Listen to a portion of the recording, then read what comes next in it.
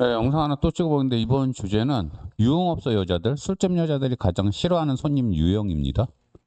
뭐 진상짓하고 뭐 돈 잘 안 내고 이런 사람들을 싫어할 것 같은데 꼭 그게 아니더라고요. 그래서 제가 예전에 그 유흥업소에서 컵돌이 설거지하는 일을 했었어요. 제가 몸이 좀 안 좋을 때.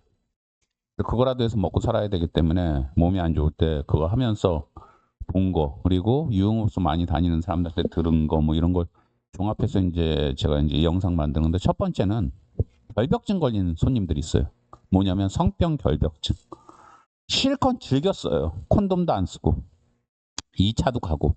참고로 뭐 유흥업소에서 성매매 하는 게 옳으냐 그르냐 그거는 따지지 마세요. 이 영상은 그걸 따지는 그 영상이 아니에요. 그거는 일단 부수적이라고 우리가 옆으로 놓고, 그래서 이제 손님들 중에 와서 신나게 놀았어요. 이제 2차도 가고. 그런데 며칠 뒤에 와가지고 성병 없냐고. 자기가 걱정된다고. 성병 얼마 쓸까봐. 그러면서 되게 귀찮게 하는 손님들이 꼭 있대요, 보면. 이제 결벽증 걸린 사람들인데, 그렇게 걱정이 되면 오질 말든가, 술집에. 아니면 콘돔이라도 쓰든가. 근데 대부분은 또 그런 사람들이 술김에 와가지고 콘돔도 안 써요, 보면. 그리고선 나중에 자기 성병 걸렸을까봐 맨날 찾아오고 전화하고 난리를 치는 거예요, 이제. 그럼 술집 아가씨 입장에서 얼마나 피곤하겠어요. 까놓고 말해서 성병을 제일 걱정하는 사람이 누구겠어요? 술집 아가씨예요. 술집 아가씨, 술집 여자. 본인들이 맨날 그 일을 하고 맨날 이상한 손님들 맞이하니까 내가 상대하는 손님 중에 성병 가진 사람 없을까? 술집 여자들은 걱정 안 하겠어요? 사람인데? 당연히 걱정하죠. 근데 먹고 살아야 되니까 그냥 감수하고 하는 거예요. 근데 걷다 대놓고 와가지고 실컷 놀아놓고 너 성병 없냐 이렇게 따지고 들면 얼마나 피곤해요. 그런데 또 일부는 그래요. 이건 좀 여담이긴 한데 술집 여자들이 오히려 주기적으로 검사 받으니까 일반 여자보다 깨끗하다고 하는데, 그거는 하나만 알고 하나는 모르는 거예요. 모르는 헛똑똑이들이 하는 소리예요. 보통 제가 알기로 석 달에 한 번씩 술집 여자들이, 이제 아주 완전히 음성적인 술집 외에는 이제 보건소 가서 검사 받아야 되는 건 맞아요. 법에 그렇게 돼 있어요. 그래도 대부분 술집 여자들은 좀만 큰 룸사롱 이런 데서는 보건소에서 검사 받고 하는데, 문제는 석 달 동안 그 여자들이 또 일을 하잖아요. 그리고 성병이란 건 잠복기란 게 있어요. 잠복기. 아시는 분은 아시겠지만. 예컨대 가장 흔한 성병, 뭐 임질 같은 거, 이런 것들 경우도 한 일주일은 증상이 없어요. 걸려도. 한 일주일? 열흘 정도 지나고 나서부터 뭐 고름이 나오고 냄새가 나고 좀 그러는 거예요. 소변 볼 때 아프고. 그리고 가장 사람들이 무서워하는 성병, 에이즈. 에이즈 같은 경우는 검사 방법에 따라 틀린데, 항원, 항체, 콤보 검사를 할 경우에는 6주. 그러니까 6주까지는 잡아내질 못해요. 잡아내지 못한다기보다 그게 부정확해요. 검사 결과가. 6주는 지나야, 마지막 성관계로부터 6주는 지나야 항원, 항체, 콤보 검사로 잡아낼 수가 있어요. 그런데 일반적으로 쓰이는 또 검사법들은 항원? 항체? 제가 지금 헷갈리고 있는데, 항체 검사예요. 일반적으로 검사들은. 그러니까 항원, 그러니까 바이러스가 들어와서 거기에 저항하기 위해서 생긴 물질, 단백질이 항체인데, 일반적인 검사들은 항체 검사고, 처음에 에이즈 나왔을 때 처음에 나온 검사법이 항체 검사예요. 그 항체 검사는 12주가 지나야 알 수가 있어요. 그러니까 12주 동안은 부정확한 거예요. 그러니까 진짜 그 자기가 상대한 술집 여자가 에이즈에 걸렸냐 안 걸렸냐를 확인하려면 그 여자가 마지막으로 성관계를 하고 나서부터 최소 6주는 성관계 안 하고 가만히 있다가 항원 항체 검사를 받아야 이 여자가 에이즈인지 아닌지가 확정이 난다고요.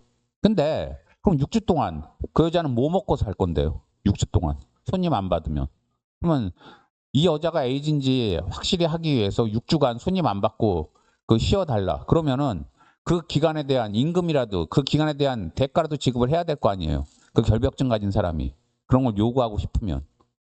근데 6주에 걸쳐서 그 돈 줄 사람 없잖아요. 대부분이. 그러면서 술집 여자 찾아가서 성병 얘기 해봐야 얼마나 그 답답합니까? 방법도 없고. 그리고 참고로 매독 같은 경우도 한 4주는 지나야 정확히 나와요. 그 잠복기가 4주 정도 돼요. 헤르페스 같은 경우도 한 4주는 있어야 되고. 그러니까 결벽증 있으면 술집을 가지 마세요. 그래 아니면 가더라도 나처럼 접촉은 하지 말고 따라주는 술만 먹고 오세요, 그냥. 근데 꼭 결벽증 있는 사람들이 술집 가서 즐길 거 다 즐겨놓고 나중에 한 2, 3일 지나서 결벽증 도진 다음에 또 찾아가서 성병 있니 없니 따주고 드는데 그거 피차 피곤한 거예요. 그리고 그걸 알 방법이 없어요. 어차피 거기 있는 여자들은 계속 손님을 받아야 되기 때문에. 그리고 또 이제 술집 여자들이 짜증나는 이제 손님 유형 두 번째는 뭐냐면은요. 부모 얘기하는 사람. 술집 왔으면 그냥 재미나게 놀고 스킨십하고 즐길 거 즐기고 가면 되는데 꼭 그 자기 파트너 옆에 앉혀놓고 너가 여기서 일하는 거 너희 부모도 알아?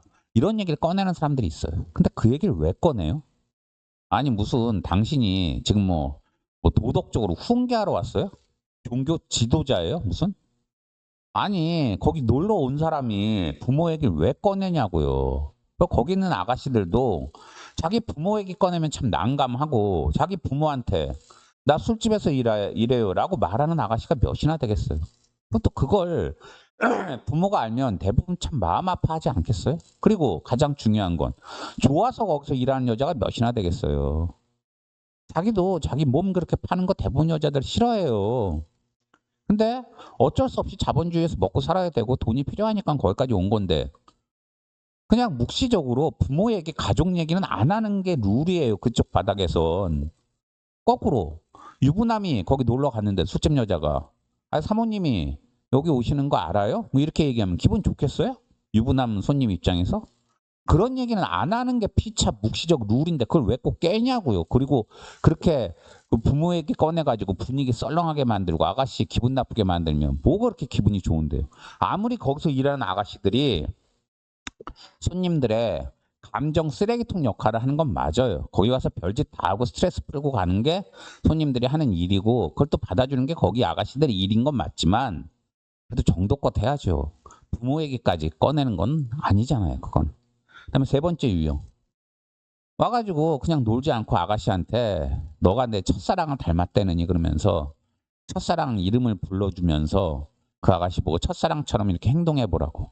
부끄럽지만 제가 옛날에 했던 거예요. 이것도 진짜 짜증난다고 그러더라고요. 근데 저는 이제 죄송한 좀 부끄러운 얘기긴 한데 제가 이랬어요. 옛날에 첫사랑 못 잊고 그럴 때. 근데 이것도 대부분 여자들이 되게 술집 여자들이 싫어해요.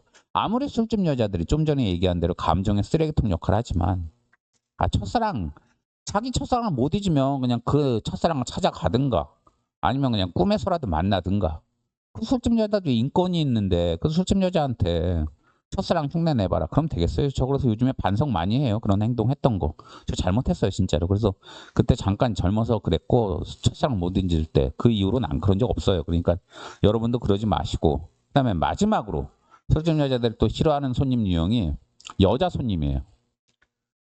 그 룸사롱에 여자 손님이 왜 가느냐 이런 의문을 가질 수 있는데 룸사롱 가는 거 즐기는 여자들이 있어요. 주로 누구냐? 세칭 사회에서 잘 나가는 여자들. 대기업 임원이나 판검사들 중에도 있다고 그러더라고요. 아니면 의사 중에도. 그러면서 동료 뭐 판검사나 의사나 동료 임원들이 룸사롱 간다고 그러면 나도 데려가요. 그러면서 꼭 같이 따라간대요. 그럼 분위기 썰렁해지는데 그래도 따라간대요. 그리고 자기도 여자 파트너 하나 이제 붙여달라고. 또 초이스에서 소집에 여자 파트너 하나 옆에 앉힌 다음에 엄청 그 여자가 기분 나쁠 얘기를 한대요. 좀 전에 얘기한 부모 얘기 그런 거 꺼내면서 아니면 여기서 일하는 건 남자친구가 알아? 뭐 이러면서.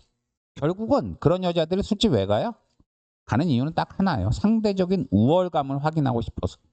똑같은 여자지만 너는 몸이나 팔아서 돈을 벌고 나는 머리가 좋고 똑똑하고 집안 좋아서 이렇게 사회에서 알아주는 좋은 직종 얻어서 떳떳하게 돈 번다. 이걸 그런 상대적 우월감 그런 거를 확인하려고 잘난 여자들이 꼭 술집에 가서 거기 있는 여자들한테 진짜 듣기 민망한 얘기 심한 말 하고 그래가지고 그 여자들 울면서 뛰쳐나가게 만들고 그럼 되게 좋아하더라고. 그 잘난 여자들이. 근데 그런 여자들 실제로 좀 봤고 의외로 많아요. 의외로.